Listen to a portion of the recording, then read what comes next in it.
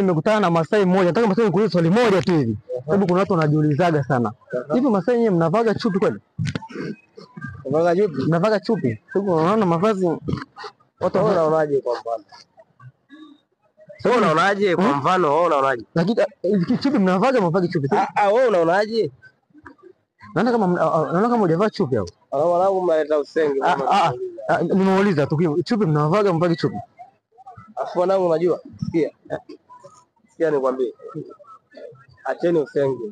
Wewe unaonaje kwa mfano kama sikia tuvaa chupi au tunavaa? Basi ni kosa langu tu hapo, nisamehe.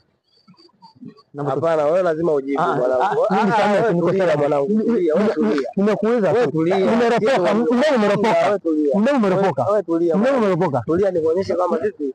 Mdomo chuki au atuvai. Mdomo umeropoka. Hapana, ngoja kwanza. Mdomo umeropoka mdomo tu umeropoka. Nisamehe tu.